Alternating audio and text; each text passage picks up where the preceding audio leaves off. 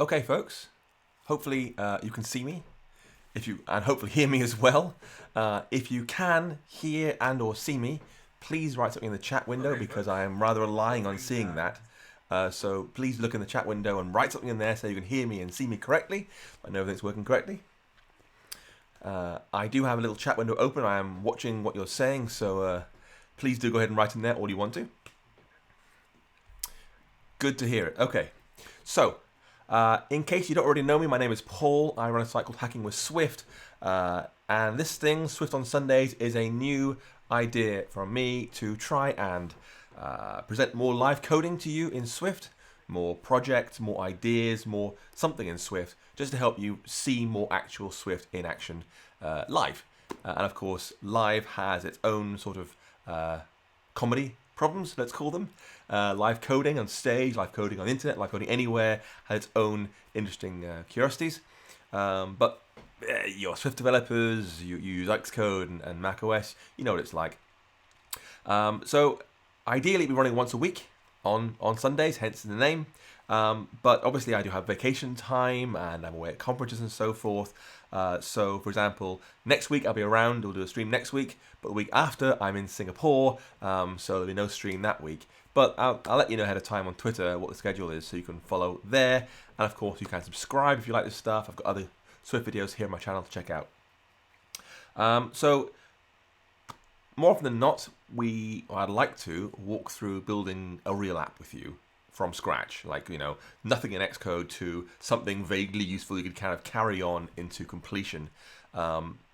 Obviously, we only have 1 hour or so, maybe 90 minutes each time. Your time's limited, my time's limited. I'll do the best I can in the time we have.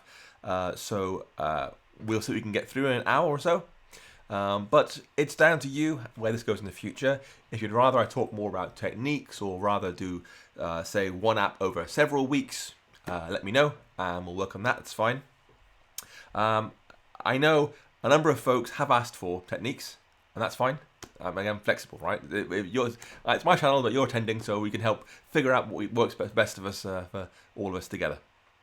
I should say before I start, there is a code of conduct in every kind of workshop I do, and it is important, even though we're online and therefore things are safer. I should say it is extremely important that you follow all these rules. No harassment or abuse at all will be tolerated. Complete zero tolerance. You will be booted off and or banned. It means no offensive comments, no verbal threats, no sustained disruption of events and so forth. They all suck. You'll all get kicked out for that kind of thing.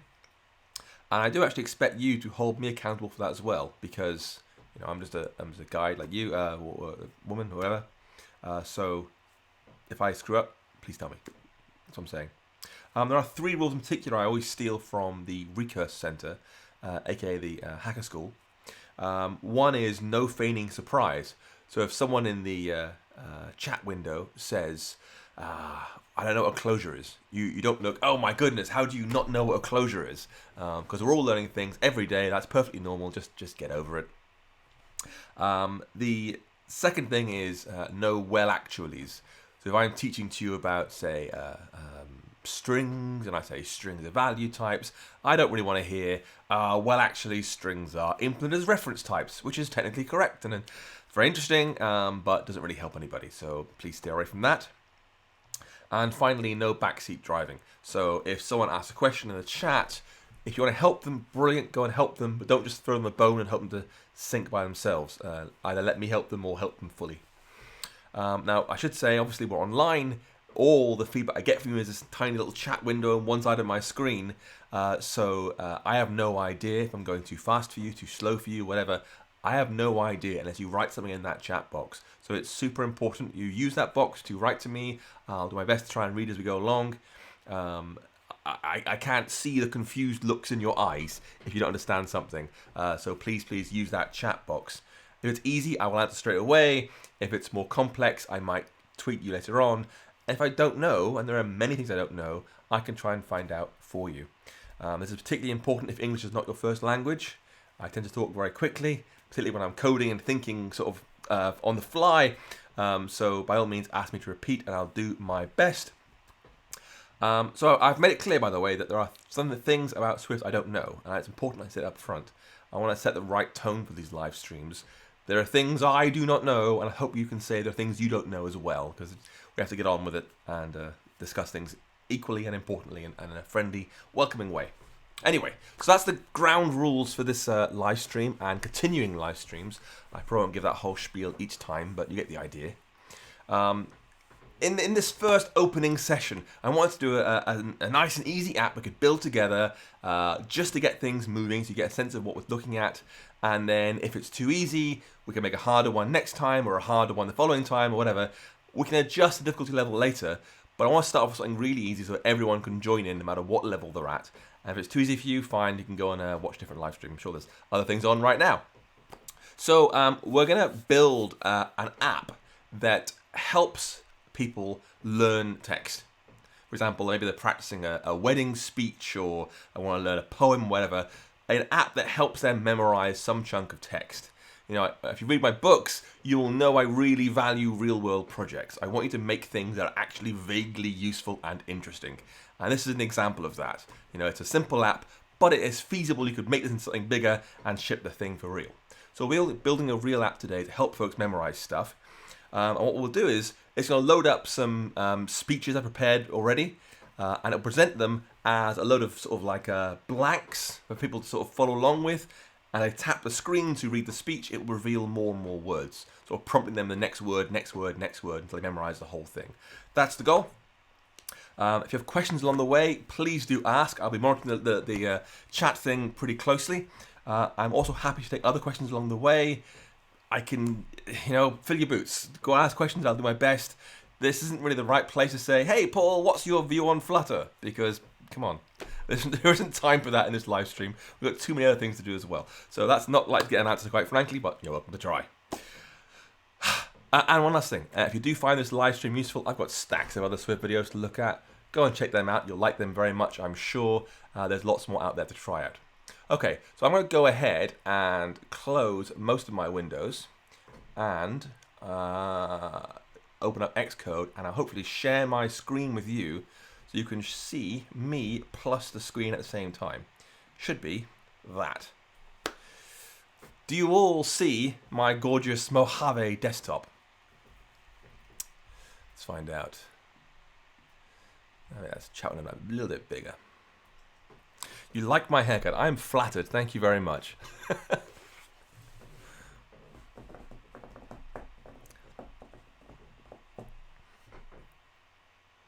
Okay, so one person sees my desktop. Great. Okay, two people. You all see it. Excellent. Good. Hey, Tobias. How you doing? All right, cool. So we're going to kick off straight away. I don't want to hang around. If you want to follow along, you can do. I believe it's all going to be available on YouTube later as a free and recorded thing. You can watch it later on at your own speed if you want to. I don't mind. So I'm going to go ahead and fire up Xcode and go to File, New Project. And I'm going to choose a single view iOS app and choose Next and call this thing Memorize. Next. And create on my desktop. Okay, so the initial thing we're going to show folks is a view controller with a list of speeches they can choose from. I wouldn't hard code it, but you could in theory make it, you know, add your own, write your own, whatever. Pre-written speeches, and they can choose one of those things, and they choose it, it goes to the sort of memorization screen. So this first screen we're going to build now is going to be a table view controller. So let's start with that. So in viewcontroller.swift, it defaults to, of course, a regular view controller. We don't want one of those. We want a table view controller. So I'll do UITableView controller. And then in main.storyboard, we will get this ropey empty view controller, which I will scrap and replace with a new table view controller. Boom. Just like that. So, kill the original view controller, replace it with a table view controller, much, much nicer. I'm going to make this thing be the initial view controller for our storyboard, like this. And I'm going to give it our view controller class. So it links up to the Swift class we have.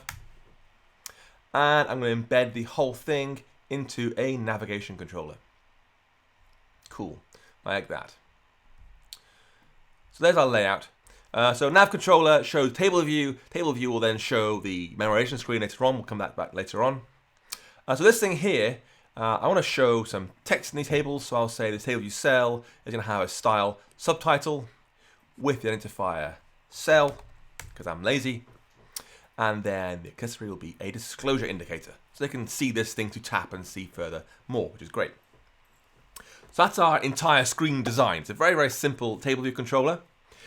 Inside there, we want to show some sort of information about the speeches. That means loading these memory things from disk somewhere. MicApp storyboards. I have now learned that the majority of people use storyboards. I've been lied to all this time. I thought the vocal people were the code things, and I was wrong. I was lied to. Bah, humbug. Anyway. Right, so let's... oh, yeah. No, chat windows is fine, Josh. Don't worry, it's fine. I don't mind. Anyway. So I'm going to go ahead and create a struct to hold each item of a speech from our disk. So I'll choose new Swift file and call this thing memory item. Hey, Nacho, buenas. And this is going to hold one piece of speech, which is basically a title of the speech, you know, what the speech is called, and the text of the speech, what they actually want to learn, the actual text. So I'm going to do struct a memory item is going to be codable, so we can load from disk. Then it's got a var title string and a var text string. Now I should say, in case you were wondering, I am typing on my hideous MacBook Pro keyboard. I do love mechanical keyboards. I have one just there, but I cannot use it because it sounds like a machine gun firing over a live stream. So I'm using this hideous MacBook Pro keyboard instead. I'm rather stuck with it. So that's the data we want to load. And I could, of course, go ahead and type out loads of JSON with speech data. That'd be rather tedious. So instead, here's what I made earlier on my desktop, items.json. If I put that into Sublime, you will see it's a load of example speeches. So here is the Pledge of Allegiance, Sermon on the Mount, Defending Freedom, Fighting on the Beaches, Due to Honor Country, I Have a Dream, Gettysburg Address, and so forth. So it's basically a load of example speeches I want to use rather than typing them all out in front of you, which would be really tedious. So we're going to go ahead and pull that one in. So I'm going to drag that thing into my project, boom, and press finish. And we've got to hook that into our app. So inside viewcontroller.swift, I'm going to say a property to hold all those items. For items is an array of memory item structs. Then we'll write a method inside here that will load the items from disk using codable. This requires so much boilerplate. I nearly always use a little help method for this. I'm not going to add that here because that'd be cheating slightly. We'll do it by hand the old-fashioned way, like animals, which is func load items. First, find the path to items.json in our bundle. So we'll say guard let URL equals bundle.main.url for resource. And I'm going to just get rid of this pane. Let's do a bit more space there. There we go. Look at that. Resource is called items and the extension is JSON. And if that cannot be found for some bizarre reason, I will happily do fatal error can't find JSON. That is hard coded into our bundle. If that is missing, something hideous has gone wrong, bailout. Shouldn't happen, but there you go. That's Swift for you. Then we'll try and load that URL into a data instance so we can parse it as JSON. We're going to say, lowercase, guard let data equals an optional try data with the contents of initializer. And I'm going to use that URL. If that fails, so if we cannot load the JSON from our bundle, similarly, things are screwed up. So we're going to bail out again. So I'm going to say fatal error with the message, unable to load JSON. Something's gone really wrong. Again, that should never actually happen. The third step is, of course, to decode that from JSON to an array of our struct. So I'll say let decoder equals a JSON decoder.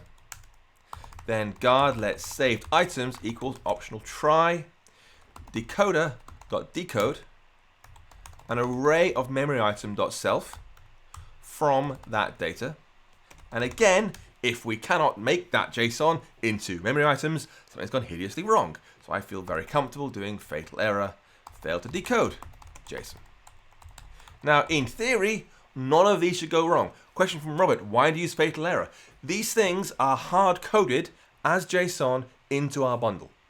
We have to say, if this has not been loaded or couldn't be decoded, our app is fundamentally broken. It should never actually happen. There's no point trying to show alerts to the user, whoops, sorry, couldn't find our stuff. It's meaningless. This should always, always, always be completely accurate and true.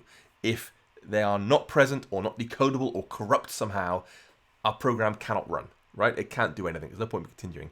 I get that asked a lot. You know, why when you instantiate a view controller from a storyboard, right? If that is not there, there's no point trying to catch the error and show an alert saying, sorry, couldn't find a storyboard view controller. That's meaningless to the user. Your app is fundamentally broken. Bail out.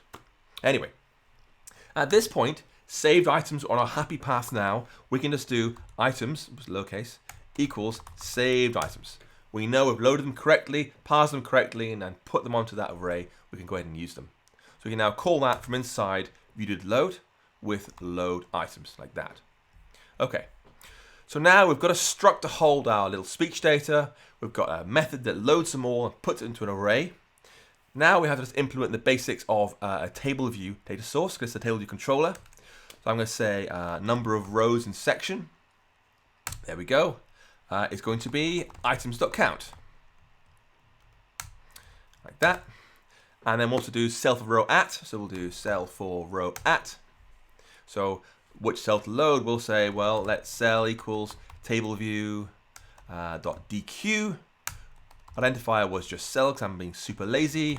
As index path. Again, if I were to do a typecast here to say expect this kind of table view cell class back, a custom table view cell, and that failed, I wouldn't try and handle that error. That's a fundamental logic error in my code. I've screwed up somewhere. Fatal error. Anyway, I've got a cell. I get the matching items, so we'll do items index path dot row, the item we're looking at. And then we'll just put into the text label for our cell the item title. And the detail text label will have the item dot text. Oops, text even. There we go. Text. There we go. And send that thing back. Brilliant. So this is just a rudimentary table view controller at this point in theory. So I can press, hopefully, let's not do XR because that thing scrolls like a dog for some reason. Let's do 10S. If I build and run, it should compile our code beautifully with absolutely no errors. Brilliant. Step 1 passed. Then launch the simulator, which will take, of course, a long time because, you know, simulator. Hello, Sean. You're a Boudin. I'm impressed. Your favorite place. The only place you go to. And hopefully, it's going to think about it. Boom, there we go. Okay, 0 errors so far, not bad.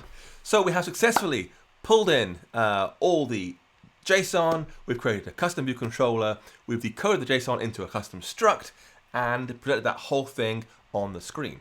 That is step 1 complete. Not bad for 19 minutes. I'm going to go faster, even faster. I think about an hour is about right. We'll see as we go along, right? So now we have this table view controller. We can choose, say, inevitable triumph or due to honor country or whatever. I have a dream.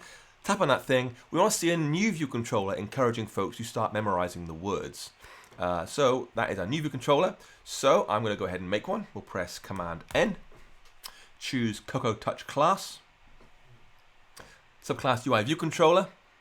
And I'm going to call this thing memory view controller. Next, and create. Boom, there we go. Look at all this junk. You can go away. Anyway, there's our code. Great. We need a matching thing in our storyboard. So back in main.storyboard, I'm going to drag out a new view controller. Oops, view controller, there we go. Boom, there she blows. And this needs to have a storyboard ID and a class. I'll use memory view controller for both of those things. I find it easy to remember that way. And this is going to be wholly done with a text view. You know, we're going to show blank, blank, blank, some word, blank, whatever, as a text view. So I'll click on the library and look for a text view, drag it out, and then make it go edge to edge inside my view, like that. In terms of auto layout constraints, pretty easy. Basically just stay to the edges. So I'll just control drag from the text view up to its parent view and choose leading, top, trailing, and bottom.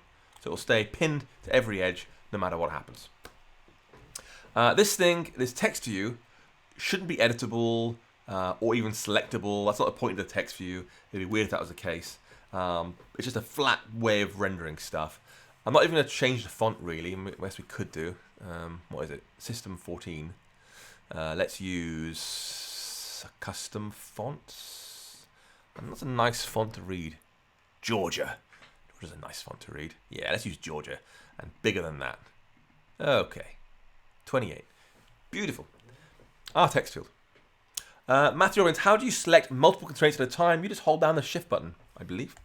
I do it unconsciously, sadly, so I don't even think about it anymore. Yeah, the shift button. Shift button does that. You just click them in as you want. It's much nicer. Anyway, we've got a nice full screen text view now with a nice chunky font attached to it. So I'm going to switch to the assistant editor and make an outlet for that so we can work with it. So I'll just control drag from a text view down to my class, and I'm being lazy, I'll just call this thing text view. Boom. Now, that's our second view controller designed and more or less finished, quite frankly. It does not have to do much more than that. We do have to move from the first view controller to the second view controller.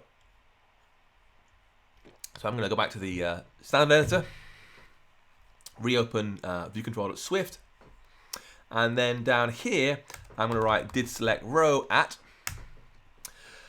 And this is where we have to do our little dance to instantiate a view controller, typecast to our custom view controller. Yes, before you ask, I am going to use another fatal error here because if we could not find our view controller, if we could not typecast it correctly, it is pointless trying to continue. It's a fundamental logic error in our code. No point trying to handle that carefully. So I'm going to say guard let vc equals storyboard question mark dot instantiate view controller with identifier. Boom. And I used memory view controller, like that, and typecast that as a memory view controller. And if that fails, if we can't find the thing in the storyboard, or we can't typecast it correctly for whatever bizarre reason, something's gone hideously wrong. There's no point trying to continue. The app is basically corrupt and or dead. So I'll do fatal error. One of my all-time favorite Swift functions. I love fatal errors. Anyway, unable to instantiate memory view controller. Boom. Like that.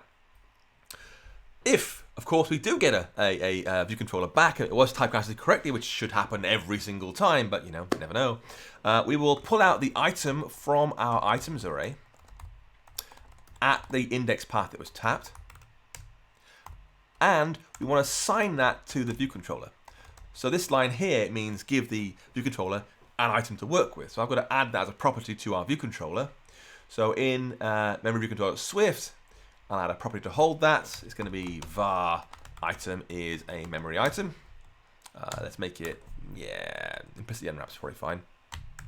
That, assign it. Then now controller dot Morgan, I use a 2016 Touch Bar MacBook Pro 15-inch. Nav controller, push view controller, VC, animated true. Like that. So that will create. Emery, my items JSON file is just a load of items saying text, title, text, title, text, title. It's just, you can generate gibberish and put it in there if you want to. I've just taken some examples from Wikipedia, so it's nothing special. We've now created a second view controller, passed it the item that was selected, and pushed it onto the view hierarchy to be shown on the screen. We now have to do some work inside that view controller so it actually works correctly. So in the memory view controller Swift's viewDidLoad method, the first thing I'm going to do, we have this implicitly unwrapped optional item. So I'm going to use Nick that you'll see it inside Xcode's log if it crashes.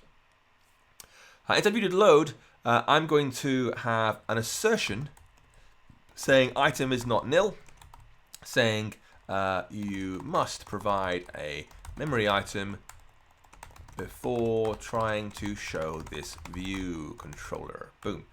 Just because it is implicitly unwrapped, it's nice to be sure it's definitely there, just to avoid problems. If you don't know, assertions will crash your app during development only. When you ship to the App Store, the assertions are not compiled into the final code. They do not run, they do not crash your app, just for development purposes.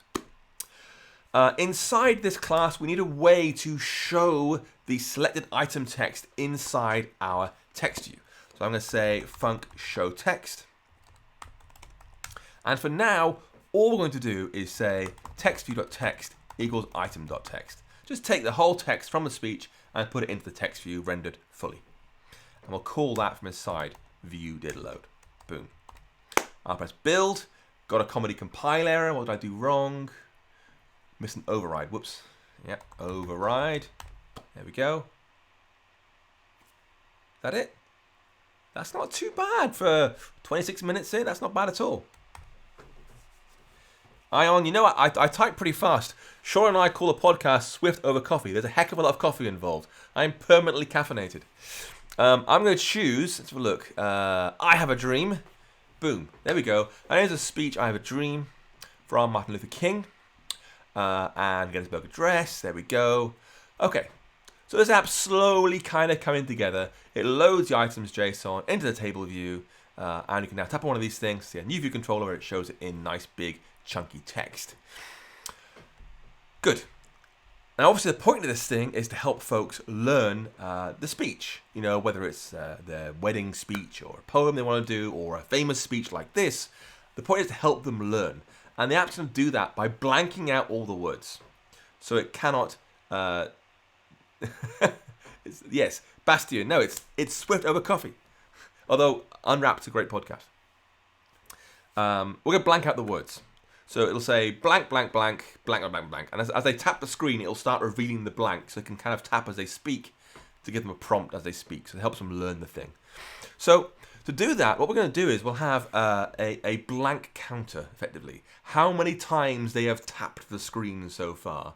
And when we render the text, we're going to say, okay, go as far forward as blank counter, like 5 words forward, and render those as words. And the rest, they're all blanks. So in our other file, memoryviewcontrol.swift, here we go. We're going to add this blank counter integer. Blank counter as 0. Starts off, you know, everything's blanked out by default, guess the first word. And in show text, that's where we're going to start figuring out what word to show by going through the blank counter. And I've tried to find the easiest possible approach to this. And we can iterate later on, make it better and better. But just to start with, I've tried to make it as easy as possible to follow along.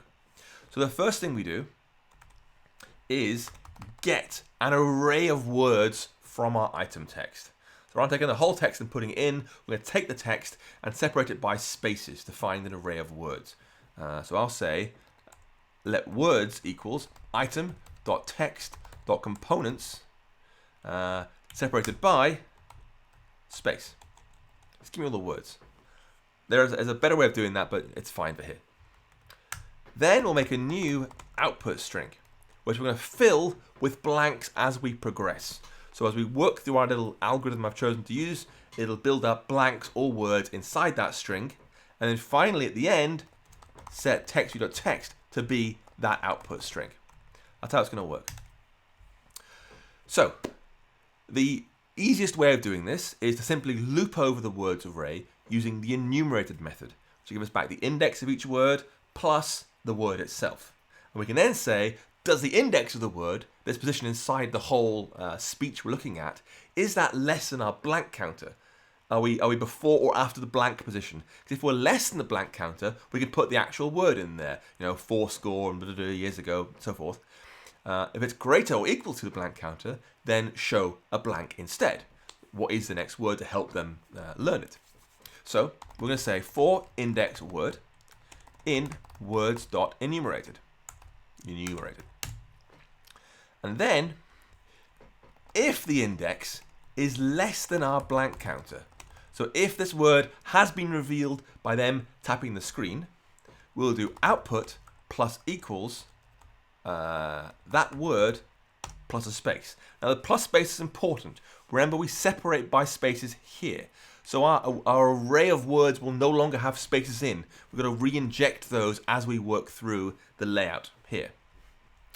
So if we are less than blank counter, we want to use the actual word itself with a space. And then we'll do all other cases equal to blank counter or greater than. We're going to blank it out. So I'm going to say let the blank equals a new string made using this initializer down here repeating. We're going to repeat underscore word.count times. So for a 5-letter word, this will make an underscore, underscore, underscore, underscore, underscore. 5 underscores as a string, as our blank. So the number of blanks will match the length of the word. Bailey Ford, question, don't we have to also deal with words that are only separated by a return? I don't think there are any in my example. By accident, perhaps, but here, no. The thing is, you can do multiple things if you really want to. It's not really a problem. But in this case, I was using JSON, and I hate new lines in JSON personally, so I just use spaces everywhere, quite frankly. Anyway, so this will create an underscore string with the same number of letters as the original word had. So it should sort of vaguely match the size of the word. And then we can do output plus equals that blank thing, again with a space, so that it will correctly have the spaces between them. So that will hopefully more or less show blanks or words on that screen as we tap through them. Question is, how do we tap through them? That's with another method. I'm going to say func words tapped.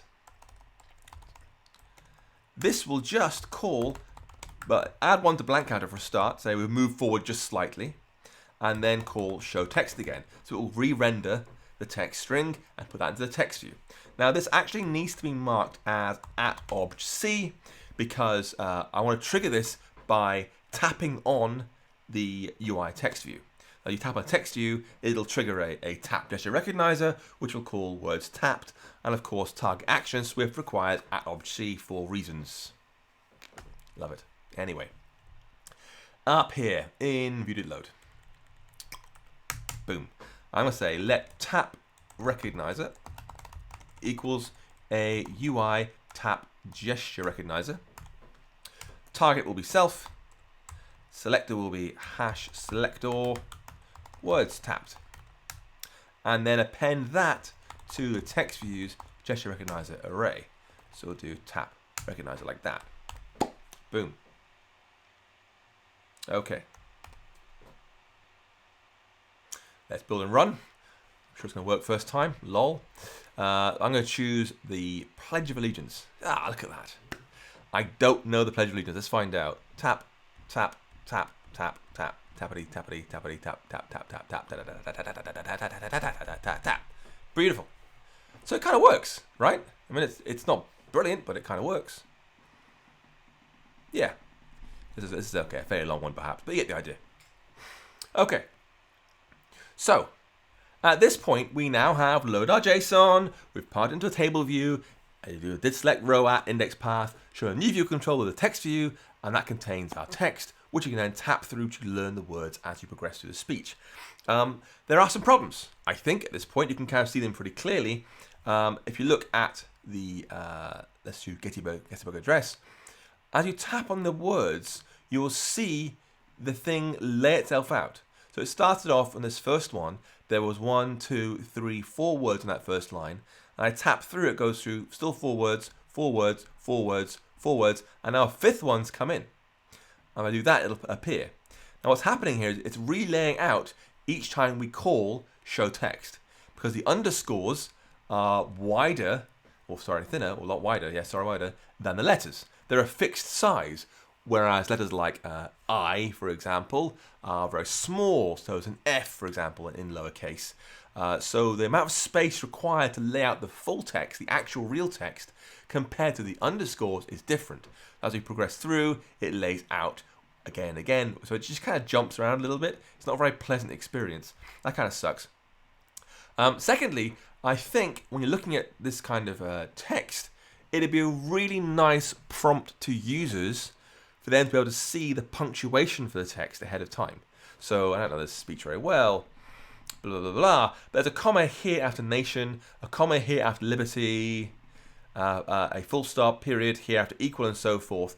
It'd be really nice to say something like blank, blank, blank, liberty, comma, blank, blank, full stop, blank, blank, comma, blank, blank, blank. So they could see the punctuation ahead of time as a little nudge to help them progress with the speech slightly more.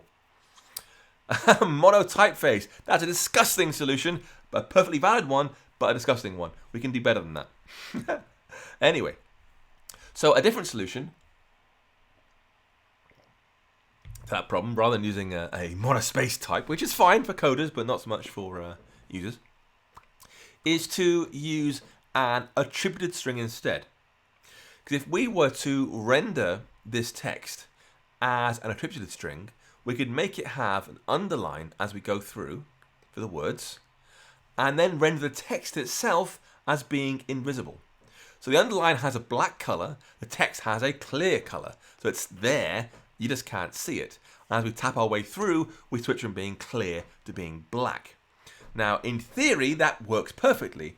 In practice, Apple's a bit cleverer than that, and it doesn't work quite so well.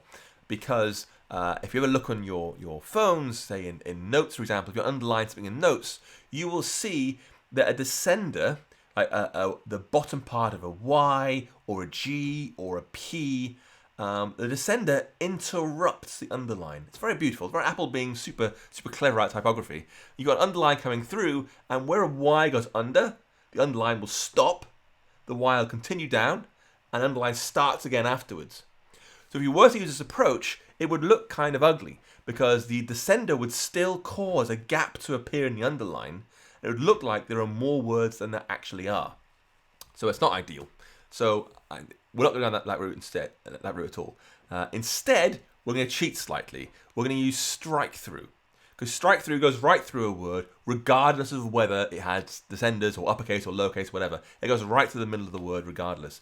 So we can use strike through to render the blanked out words using a black strike through and still invisible text, and render it as black text without the strike through when they've tapped on that word. So it kind of works out. So, enough talking, back to doing the coding. The first thing I'm going to do is define two dictionaries for attributed string styles. One for visible text, a nice 28-point Georgia font, I think it was, Georgia, and one for invisible text. So 28-point Georgia in a clear color with a black strike through in the middle. So we're going to say let visible text equals a dictionary of NSAttributedString.keys and then any, and that will contain the font was UI font, name is Georgia, size was 28. I'm going to be really cheeky here and just force unwrap that. In theory, Georgia could be removed. It's been there for a decade, but in theory it could go away. So you might do this more safely, but I have an hour. I've got, in fact, 20 minutes left. So I'm not going to do it carefully here. You get the idea, though. As that. And then we also want to have a nice black background color. So I'll just do .foreground color is UI color.black. Boom. And then for invisible text, I'll do the same thing, a string.key with any as the values. And inside there, I'm going to do .font is still UI font named Georgia with a size of 28. With a foreground color, like I said, foreground color of UI color.clear. So it's invisible text. We also have to have a strike through, so we'll do .strike through style. This is given to us as an NS number for reasons. 1 is what we want. Strike through, please. And then for strike through color, I'm going to use UI color.black. We got black strike through and clear text. Now we're going to try and rewrite the show text method so it will use an attributed string instead of using just simple words. This requires more code, as you might imagine. It's a bit harder, but we'll figure it out. So what is... Are you saying I got it wrong somewhere? Oh yeah, sorry. Thank you very much, Kareem. Colon there. And a colon here. Brilliant, thank you very much. You get 1 internet point. So in here, in show text, yes, split thing by spaces again, so we get our words array. But now output cannot be just a regular empty string. It's got to be an NS mutable attributed string. So we can go ahead and add things to it easily. Now we know ahead of time that spaces should just be drawn regularly as, you know, visible text. They've got to be in there somewhere. We don't want strike through. See, I can't tell, Baz, whether there's just some massive lag between me talking and you correcting me. Did I screw up other things in here somewhere? Oh yeah, colon. Yeah, there's more. Yeah, you're right. I'm assuming you meant that one there, Baz. On line 24. We'll find out. In the color as well? Yeah, I did that one. There's a lag. There's a lag. Anyway. So, a space we're going to use again and again and again, regardless of whether it's part of the blank counter or otherwise. We just want a space in there. So we'll do let space is an attributed string, where the string is a space and the attributes are visible text. So our spaces are rendered in, you know, 28-point Georgia and so forth, which is fine. Then in our enumerated thing, we have the same thing for index word and words enumerated. If index is less than blank counter, this part's got to go away.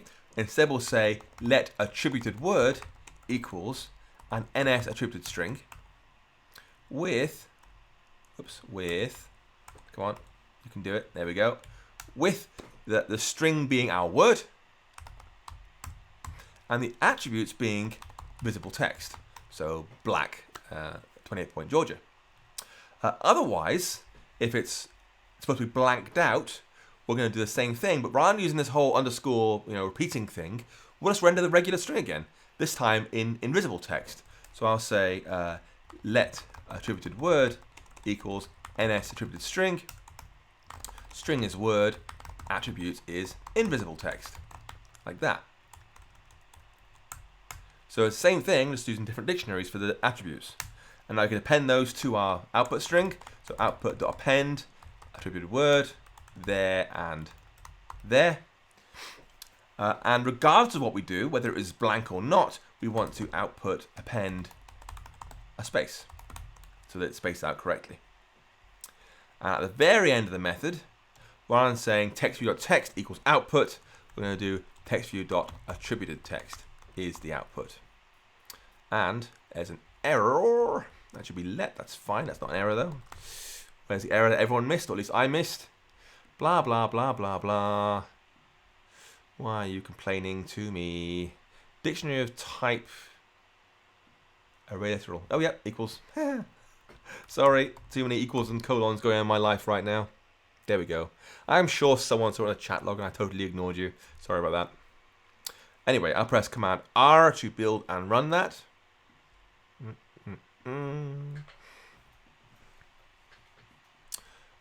So, hopefully, one second, come on. I just quit that entirely. Right, so, I'm going to go ahead and choose I Have a Dream. It looks the same, but now, as I tap through, it does not relay out at all. The words just pop in exactly where they were. It just flows much more nicely. Look at that. Absolutely perfect. Yeah. So, it's a much, much nicer system now, I think. It looks less jumpy as you're working with the app, which I think works much nicer. And the strike through, honestly, it's not really noticeable. It's the point, it's a blank. It's an obvious blank, whether it's strike through or not, it's an obvious blank. The main thing is it doesn't jump around anymore, which is good. That's very interesting, Baz. Thank you very much for that tip. Flux does not affect the stream. My screen was going yellow slowly, and it was like, okay, I don't want to work with the yellow screen at this time here. Anyway, we still have 15 minutes. So the next problem I mentioned was that I think it's kind of nice if we could show punctuation as we go. So it would show us ahead of time, you know, the colons and the full stops, slash periods, slash commas, whatever, along the way. This takes some more thinking. What we want to do really, when we're appending the blanks, which is here. So here's how we are doing blanks right now. We're just saying get the whole word, and append it to our mutable attributed string. What we want to do really is look at the word and say, do you contain a full stop or a comma? I mean, you might do others, but that's the basic ones I care about at this point. And if you do, we'll strip that out, append the word normally, then append the punctuation regardless. So it still kind of works either way. So in this else block, for when we are going to show a blank, I'm going to say first, let's get a new variable called stripped word to be the word, whatever the word starts with, because we might be stripping off the punctuation from this word. And if we do, we'll put that into a string, which is optional. If we found, a comma or something in there, it'll go in there. So now what we're going to say is a full stop / period or a comma in the letter of our the last letter of our string. So we'll do something like if full stop comma dot contains word dot last. I feel happy force unwrapping that. It must be there. We've removed the spaces already, so it's got a last letter. If it does, then we can set the punctuation string to be the stringified form of stripped word dot remove last. So this thing here will remove the last letter from our word. So if the word is end full stop, that will remove the full stop, leaving it as stripped word as just end. Take that full stop, make it into a string, and put that into punctuation. This string is required because remove last will return a character, because obviously it's a character array. So that will stringify it and put it into punctuation. So if there is a full stop or a comma at the end of the word, hello, full stop, then it'll just be hello, a stripped word, and the full stop will be in punctuation. Now we can go ahead and format the rest. So what do we have already? We've got this bit here is kind of pretty much good enough. Let attributed word equals attributed string, with a string now being our stripped word. We don't want the punctuation there anymore, just the bit without the punctuation. And append that to the attributed word. So that'll still be invisible with a strike through in the middle. But if we did get something in punctuation, then I want to put that at the end, regardless of whether it's struck through or not. So I'll say let attributed punctuation equals an NSAttributedString, and we'll use string attributes. String will be our symbol, so a comma for example, and our attributes will be visible text. And append that to our array, our output, sorry, like that. Boom. I'm going to build. Yeah, not bad. Okay. Command R. Let's see if that's going to work. 12 minutes to go. I'm going to make it, I think, Anyway, I'm going to choose the defending freedom. Boom, look at that. So we now get word, comma, full stop, full stop. So you can see ahead of time the structure of the speech, giving you a nice little prompt about where you are in the speech without revealing any of the actual words. And if we type through again, it won't relay as we move. It just all fits around the commas and blanks very, very nicely. Look at that. Beautiful. Okay. So that's the kind of the app finished, realistically. It works the way I want to work. I probably clean up a little bit, put a nice title here, put the title of the speech here, and so forth. You can, of course, figure that out on your own time. But it has a few bits of code that I cannot let stand. I have 11 minutes to go, so I'm totally going to use that time to clean up this code. So that's an interesting point, Baz. By all means, you can fix that in your version. And a word with an empty string in case of a double space, which is possible, in fact probable. But you can look into that. Anyway, we're going to clean up the code just a little bit here, because there are a few egregious crimes in this code that cannot be allowed to stand. Firstly, if you look at any of my own code, I really, really value small view controllers, like under 50 lines if possible. I don't like view controllers. I'd rather get that stuff out of there.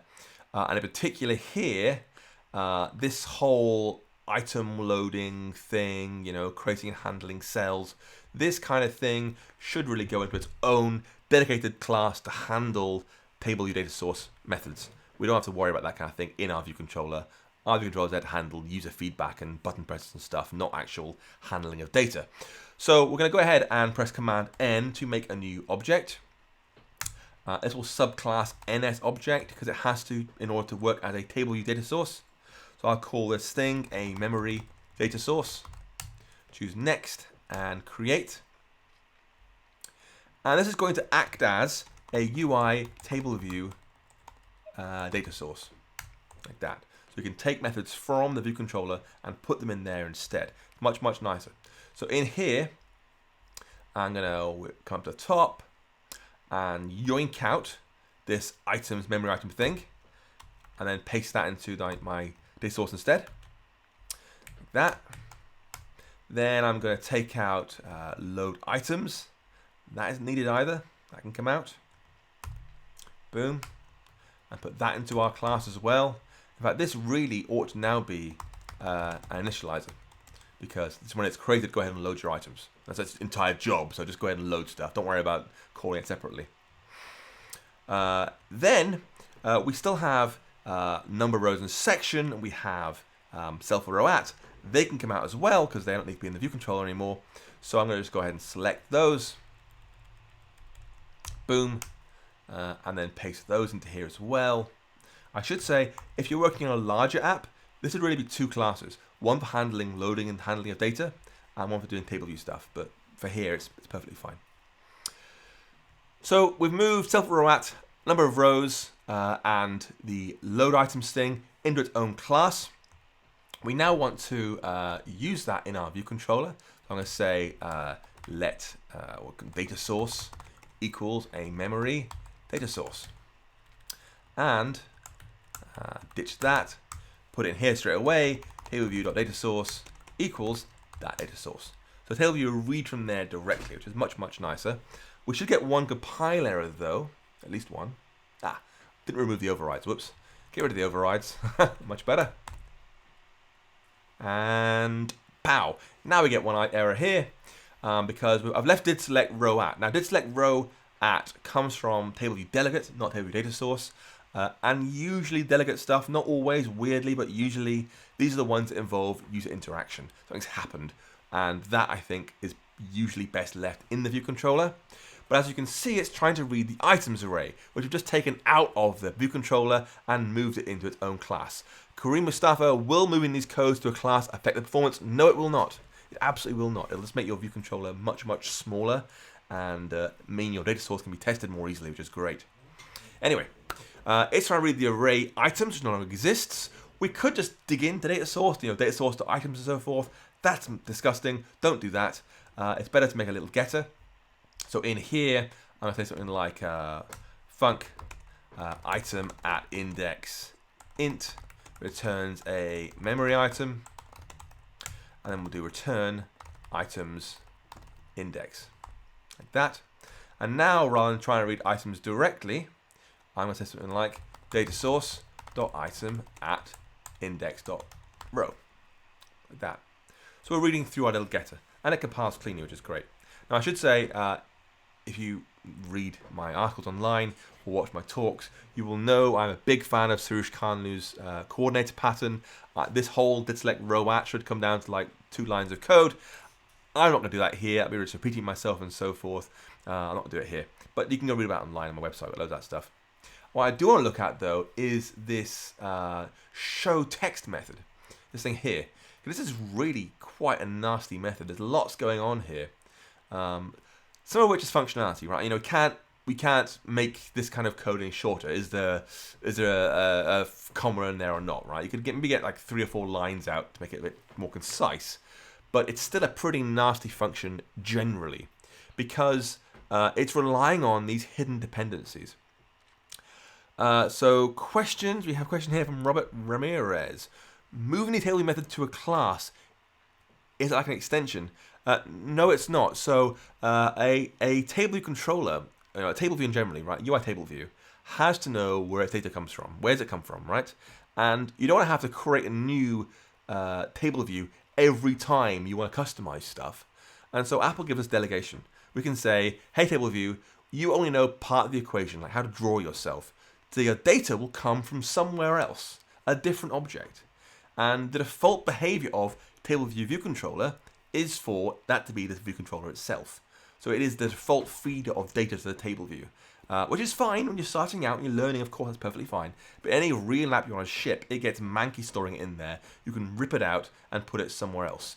And in this case, we've made a separate object to handle the delegation calls and data source calls from the table view. There's no performance hit whatsoever. It's just moving code out of the view controller, because code in view controllers are very hard to test. Question from Nick. The advantage of using a getter rather than hitting it directly. Honestly, it's about writing clean code, because you might change your mind later and do some processing inside that data source. It's encapsulation is what it comes down to.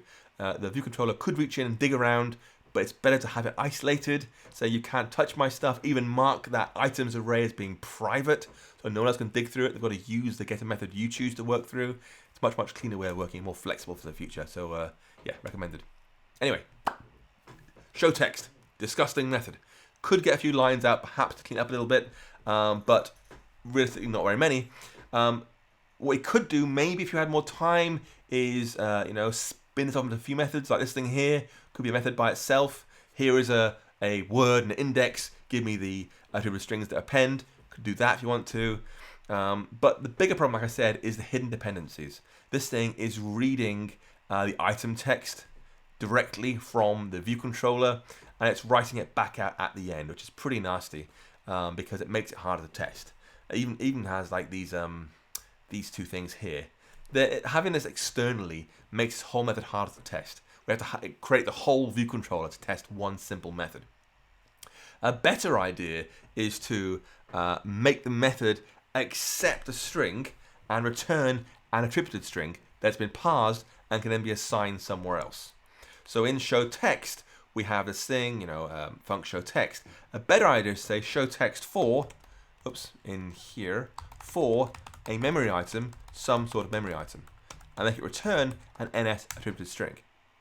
So we're going to give it the text it has to parse, and it will return back to us what it parsed. So rather than saying words equals item.text, we'll do words equals the memory item text, whatever we gave it. So it no longer relies on the text from a text view, it'll take whatever text we give it to work with. And then down at the very end, we have assign it back to text view again directly, not ideal. Yoink that to your clipboard and just return output instead. So it sends it back to whoever called it. It's a much, much cleaner way of working. And now we can say we have like this call to show text here. There should be text view attributed text equals show text for our item. And that appears near the top as well, actually. So we whiz at the top just real quick. Show text there. So we're giving it the stuff it has to work with. Not all of it, but more of it. So it becomes more testable. It still relies on the blank counter property here. It still relies on these two dictionaries, which isn't ideal, but you get the idea. Giving it its dependencies is a much, much cleaner, more testable way of working. And that, whew, I've got 1 minute and 15 seconds under an hour. That's not bad. I think I kind of hit my target. That completes our app. From here, of course, I'd spin off further, getting those dependencies down to 0 for the hidden dependencies, and then write some tests to make sure it's fully covered. I might even consider spinning off data source further. So there's a data source class, there's two of them working together, one doing table view methods, one doing data handling methods. But yeah, that's small stuff at this point. That concludes our very first project. I hope you managed to get through all of it. Maybe you followed along. Thank you very much to the folks who pointed out my comedy mistakes as I went. I'm sure I could have made much worse than that. If you have any questions, I have time. Go ahead and ask your questions. I'll get around to answer them as fast as I can.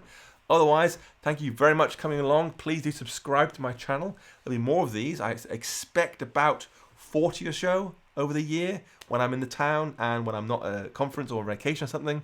Otherwise, I'll be doing a stream. Please do come along. I believe if you subscribe, you get an email when I go live or something like that. I don't know. Anyway, subscribe, message me, tweet me, tell your friends about it. I'd love to know your feedback. Thank you very much. If you have any questions, go ahead and ask. Carmine, where's the dog? The dog has been banished downstairs. Today, the dog was let loose in the National Arboretum, which is a beautiful wooded area, huge, huge, huge woods. And we took along with her some of her doggy friends. So she's in her favourite place, this huge, huge, huge, huge forest, plus all her dog friends. And she was so excited, she bit through her tongue. She bit through her tongue, and this pure white, snowy white dog was no longer snowy white. It looked like she mauled a ferret or something, because there's blood everywhere from this bite through her tongue. So the dog is downstairs in the doghouse almost, in recovery, because she is not in a fit state to be seen right now. She is quite terrifying, in fact.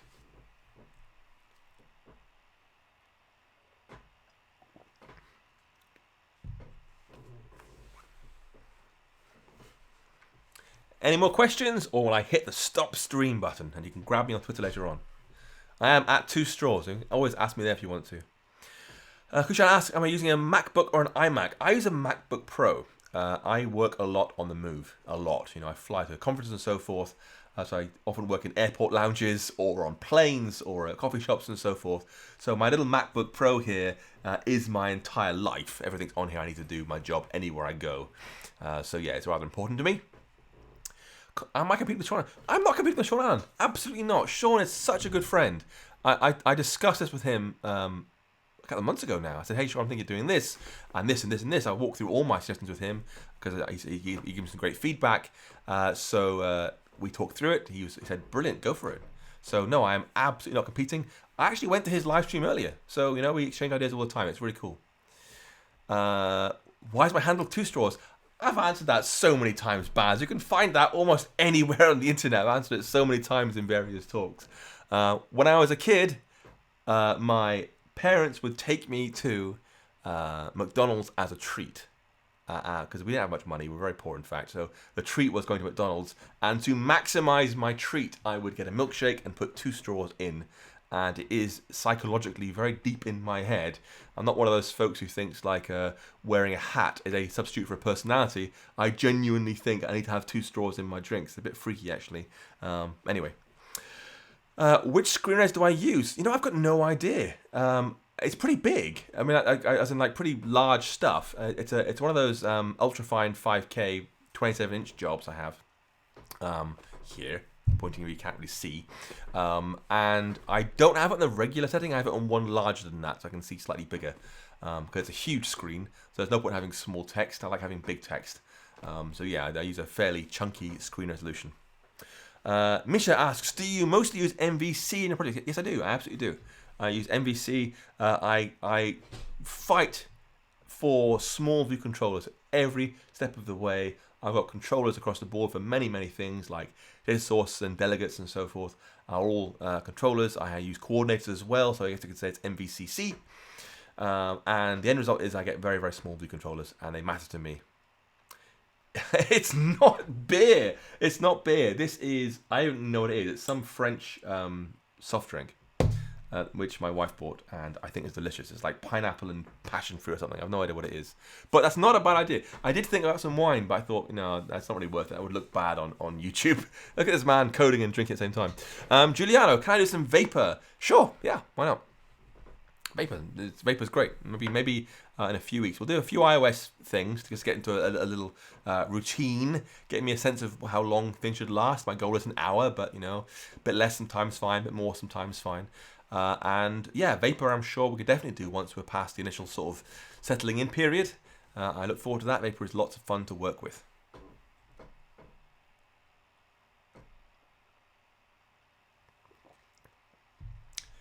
I think, Rich, it would be an interesting comparison between Swift over coffee and Swift over ale. Which one's more productive? And I suspect it's probably coffee would lose that one. That's what I feel like.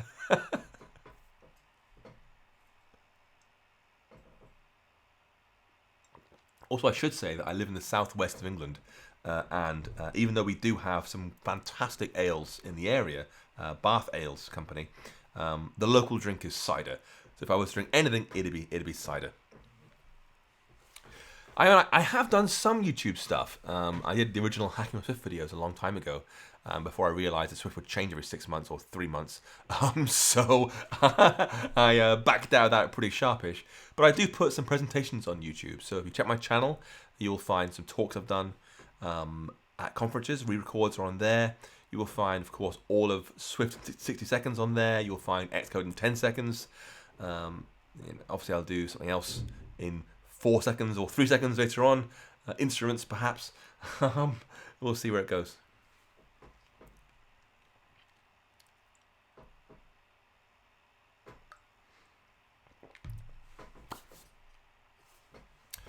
Okay, folks, I think that's all the questions. Oh, no, Craig just squeezed one at the last second. Thank you very much for that, Craig.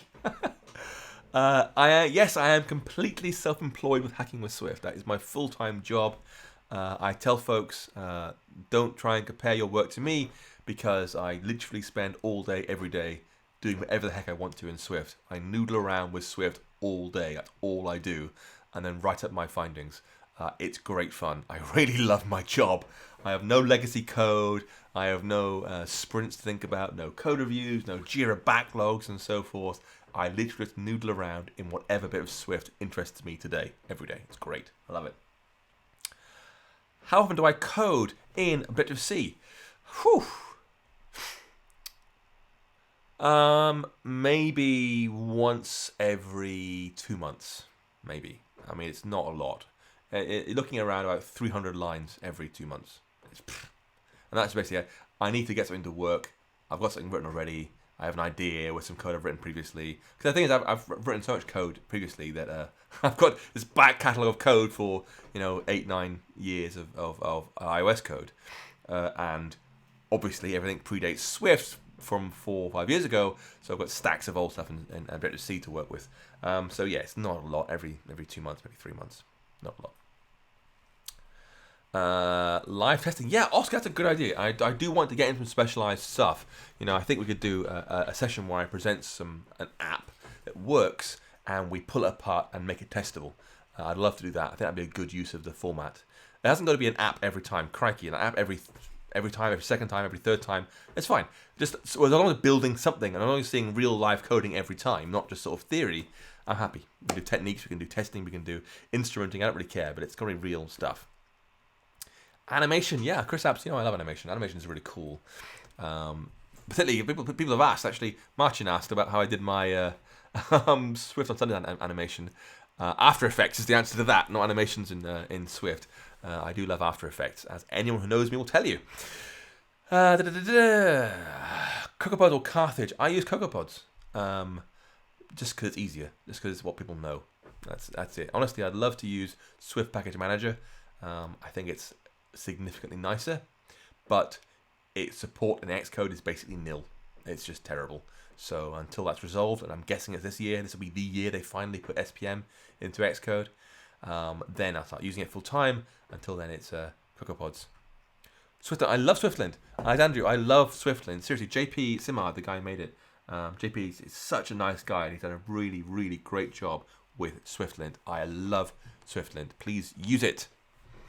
UITests are great. I agree, Chris Stapps. Neil, games. Yeah, why not?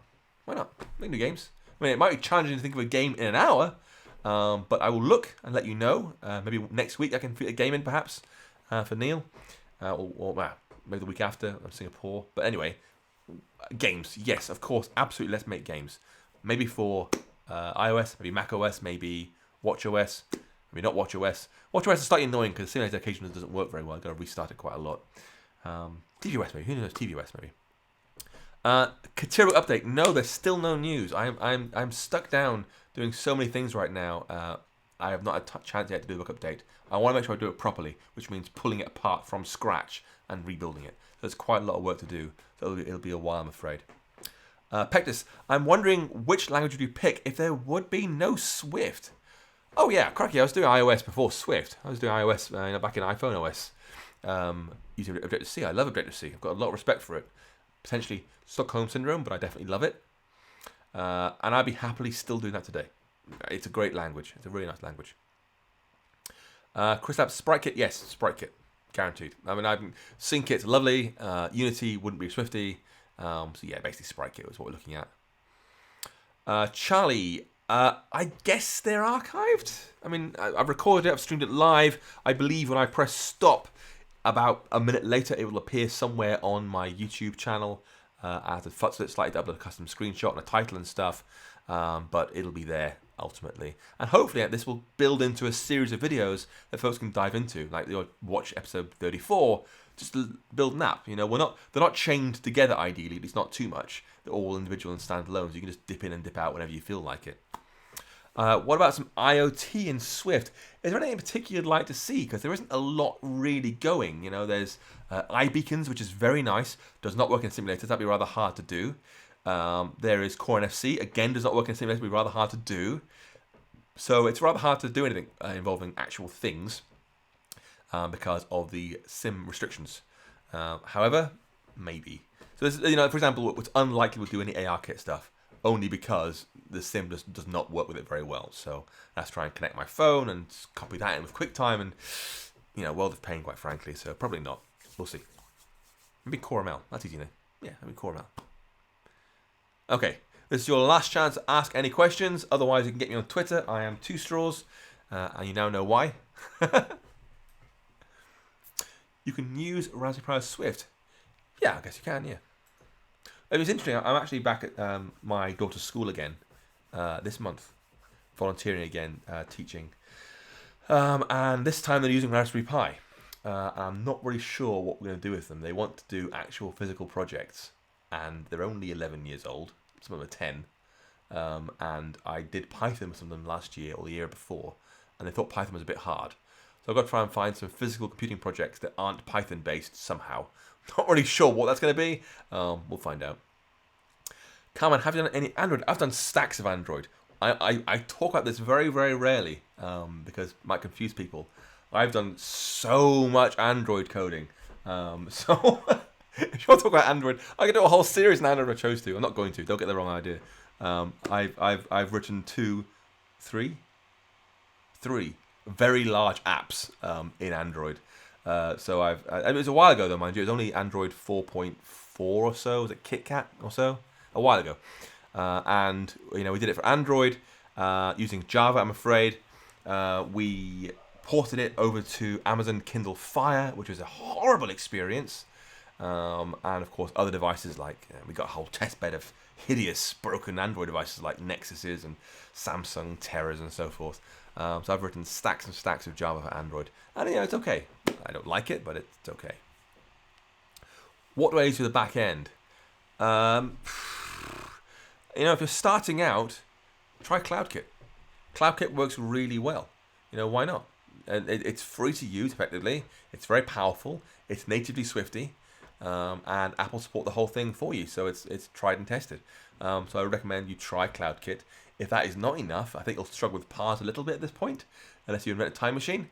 But you know, maybe write your own. Use Vapor. Why not? James, which way do I learn more? Rewriting my old app or writing new apps? Right now, I write a lot of apps. I mean, a heck of a lot of apps. I write code all the time. I throw away 3/4, 80% of what I write. It isn't good enough or isn't interesting enough. And I only know that once I've written it. Like I'm looking to teach something, I don't know, Core ML, something. I'll write a project to try and teach Core ML a technique in there, like image recognition or something. And I'll go, okay, a day goes by, got the code, this sucks.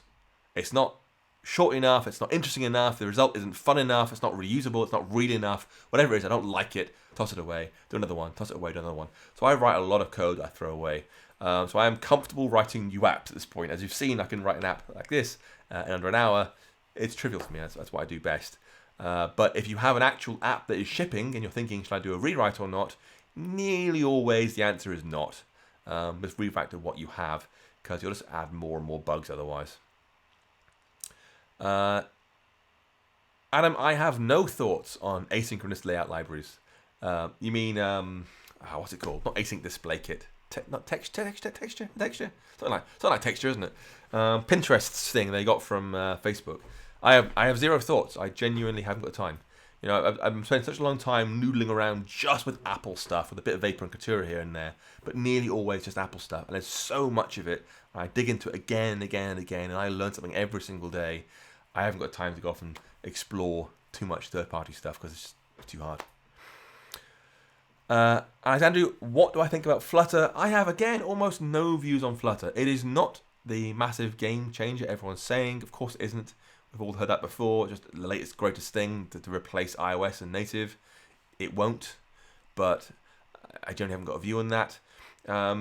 What winds me up a little bit, what annoys me, is the fact that it's getting so much coverage at conferences and so forth, because I think it's very tempting if you are a junior developer or you want to be a junior developer, entry-level developer is what you're going for. You've watched folks work very, very hard to master Swift, master UIKit, do core graphics and core imaging, and you don't want to do that. You want to get that six-figure base area salary, but you don't want to do the work behind it. So someone says to you, hey, you can use Flutter, and it's really easy, and it's totally cross-platform, it's brilliant. People are, of course, excited by that. They want to do that. And I'm sorry to say, there is no shortcut to making great apps. You've got to work at it, and work at it, and work at it some more, and eventually it'll be great. There is no magic solution. And if folks are promising Flutter to be a silver bullet, they're basically charlatans. I just don't believe them. Fuzzy. So that's actually written. It's actually written. It is written. It's on my desktop. Well, not on this. I moved it out of the way for this live cast, but it's done. I haven't released it yet. I probably should do, shouldn't I, really? Yes, I probably should release that soon, actually. So how do you ideas projects to work on? Again, it is this isn't a pop at anybody. I don't take pops at people. There are a number of very interesting videos on YouTube or Twitter or anywhere really, Instagram, showing off things like ARKit that are very interesting. I don't get me wrong, they're brilliant videos. Like, look at these things you can do, but they're not practical. Like, I saw one that you point it at your watch, and you put your phone at your watch. You're doing this, right? And it shows you, it scans the watch, sees what's on the watch, and shows you more information on your iPhone screen. And for me, that's not practical. I just use my watch. That's what the watch is there for. I wouldn't hold my phone and then try and tap with a mysterious, like my nose, try and tap stuff on the screen to move around. I wouldn't do that. Similarly, I saw one where you point your phone at a business card, and it recognizes the business card and then shows you that person's Twitter stream and Facebook stream and whatever, contact details. It's great video. The guy who made it, I think he's at Apple, either interning or full-time now. Great guy. But it's not practical. Because for that to work, you had to bake in every business card you want to detect into the app.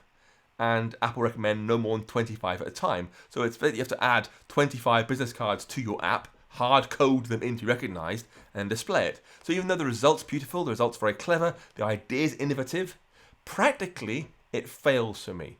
I would not use that as a project because both of those ideas are impressive to share on Twitter, but they are not real-world projects. And I insist that all my projects, even the simplest ones, you could say, that thing, I want to ship that to the App Store. I'm going to polish it up, I'll add this and that, whatever I want to, but the concept is a real-world project you can ship.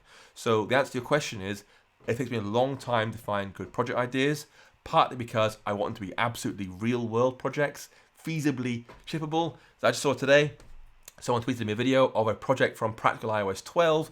It does number recognition. It's using CoreML and CreateML. You sort of write numbers on the screen, like 4, 3, 2 with your fingers. It recognizes the writing and then answers questions with them. They took that project, made it into a real app, and are shipping it in the App Store now. So I think that's brilliant. I love that. I want my ideas to be totally real. So it's hard. A lot of work ultimately. Article on storyboards versus programmatic. Any thoughts for now? Use both. A pragmatic developer will use both. Storyboards, you've seen, I like using them. I love the fact they're totally visual. I love the fact that you can preview them across devices. If I go to like main storyboard here, I can choose this layout here and then say, in the Assistant Editor, show me that with preview mode turned on. I can then say, change device. I want to have in here 4S device running, and it'll show me how that looks. And then I'll change that to be, landscape or something else instead. You've got a lot of control over how everything looks along the way. You can have multiple devices rendering simultaneously, so you can see them all side by side as you design. I showed recently in one of my Xcode in 10 seconds things, you click on English here and choose double length pseudo language instead, and it will double every word up and capitalize it. It's all placeholder text, you don't really see it. But it doubles every word up so that it stress tests the layout. So you can see very clearly, does this fit long languages or not, which you cannot do with code very easily. So I do quite like storyboards. Anyway, Oscar, do I use playgrounds for developing? I try really hard to use playgrounds, but they crash so often. It tires me out. I've got enough that I want to do as it is. My to-do list is a mile long with requests coming in all the time. When's this happening? Where's that? Where's this? Who's it? Do this. Please do more of this. I haven't got time for Xcode not to play ball, so no, I barely use playgrounds now. I really want to, but they're so painful right now. They're so crashy and unstable. I just cannot get on with them very long, which is very annoying.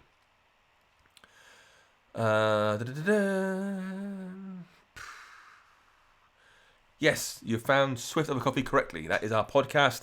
It's a podcast with Sean. We don't compete. We are friends, believe it or not. It's we have a lot of fun recording it. We just chat about Swift. What have you learned this week? What are the cool news? What's everyone else saying about this topic and so forth? It's just relaxed, chatty, open discussion about Swift, and we keep it short. Our goal is always 30 minutes or less. Occasionally we might go over, perhaps. We haven't done so yet. It's always been 30 minutes or less, but we might go over in the future. But it's short and to the point. There's no sort of like 1 hour, 1 hour and a half long chit chat. To the point, every 2 weeks. Nice, quick hit dose of Swift. Go and check it out. Subscribe. And hey, come on. I've been talking now for like an hour and 20 minutes. If you listen to Swift Over Coffee, leave a review on iTunes. Seriously, we read every single review. Every one counts. It takes you 2 minutes to do, and we will be your best friend. Go and leave a review for the podcast, please. Thank you very much. iPad playgrounds do crash less. iPad playgrounds are really nice. It's still Swift, right? I've done iPad playgrounds with some girls at my daughter's school, and they really struggle with Swift. Swift's not an easy language. I'm still slightly surprised Apple are pushing it quite so hard. But there's a really big gap from iPad Playground Swift, where it's like move forward, turn left, collect gem, to closures, optionals, and so forth. There's a really big gap right there. And that's where I think something like my Swift in 60 seconds series, those 1 minute videos teaching Swift one at a time. It's all free online. It's on YouTube as well. You can read or watch. It fits that gap nicely because you can just dive in and do a little bit of Swift at a time. Martin, I think Vapor. If I had to choose Katura or Vapor, at this point Vapor. I do need to do a massive rewrite of my Katura book. I think it'll be almost completely every page different because so much has changed. And I want to ditch Docker, for example, make it simpler. So that might sway me slightly if Katura's got significantly easier. But at this point, Vapor is where the action is, bluntly. When will I update my book to Swift 5? Well, when Swift 5 stable, basically, and not before, because it's still evolving. I just recently, a couple of days ago, I played with the new string interpolation functionality. That's really, really nice. I finally got to try out the new result type. That's super nice as well. So there's lots of changes coming into Swift 5, but they're still sort of landing. They're still sort of working their way through all the changes. So it's evolving still, and it's, I think, officially frozen now. So hopefully in about 6 weeks, maybe 8 weeks, it'll ship, and I'll update my books for Swift 5. Honestly, I'm not sure what that much is going to change. There's not very many breaking changes. I mean, like a handful maybe in Swift 5, so not a lot will change, I think. I guess at Dub they might change the overlays again. They might refine some more overlay code and UI kit and similar, in which case that will change. Until then, it's pretty small fry. Okay, folks. Thank you very much for attending. Thank you for all your questions. I hope you had fun. I hope you maybe learned something new. I know it's quite an easy topic, but I hope you like the approach. If you like the app, again, go and ship it. I love seeing people ship these projects. I'm not going to ship this thing. You go ahead and do it. Make it into a real app and get it on the App Store. More questions. Great. Morgan, I have my MacBook is here, but I have a 27-inch ultrafine 5K there. It's a bit of screen just there, which is what's doing the video camera. So that's what I normally use. Anyway, subscribe to my channel. Leave a nice review for our podcast on sort of a coffee, please do, because Sean and I work really hard for that. Follow me on Twitter. I am 2straws. I will see you next time. Take care.